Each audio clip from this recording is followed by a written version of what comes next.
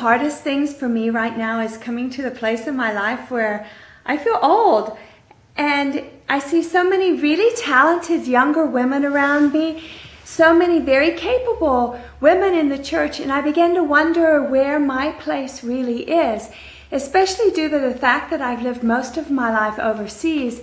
And in living overseas, there were always things to do. And I always felt needed and that God was using me in incredible ways just because I was available. And it's really hard for me now that I've been back into the States now for 4 years to know where exactly that He wants me. And then I think back to the years of growing up in Africa. I was a missionary kid.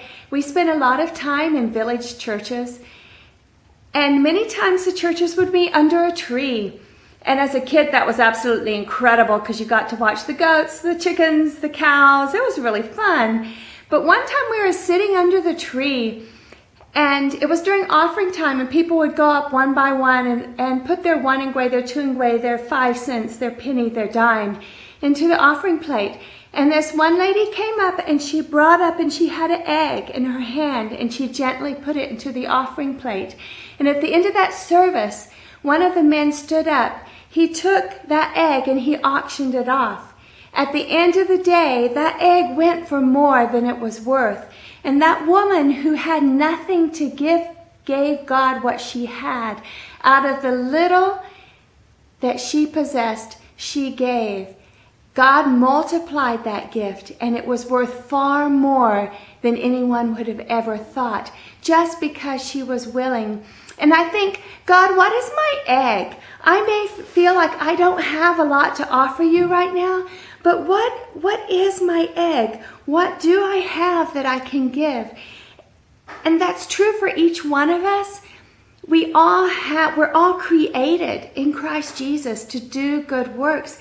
We're beautifully and wonderfully made. We're His masterpiece. And He didn't make us worthless. He made us for a purpose. And that purpose was to do good work so that our light would shine before men and draw them to God. Each one of us has something that we can give back to God. Whether it's coffee for a friend, maybe it's encouraging one another, praying for one another. It doesn't have to be the big things. It doesn't have to be leading out on something or teaching. God has something that each one of us can give no matter what stage we are in our lives. If we feel older and like we don't have a lot to offer, maybe you have young children at home and you don't have a lot of time. You're so busy taking care of your children. Maybe you have an elderly parent you're caring for. Maybe you're ill yourself. But there's never a time in our life when we can't give back to God. And no matter what it is that we're willing to give to God, He will take it and He will multiply it. It will be far more than what we ever thought we were giving to God. It comes from having a willing heart, a heart that says, God, I love you and I'll give you whatever I have. Take my hands, my feet, my words, my thoughts, my dollar, my 5 cents, my egg. Father, take it and use it for your glory. And He will. The Bible promises that He will use us, that He'll take what little that we have to offer and it'll be used for His glory. So I'd like to encourage you today to not get discouraged if you're at a point in your life where you don't know where God is using you, where He wants you to serve. Just give God what you have.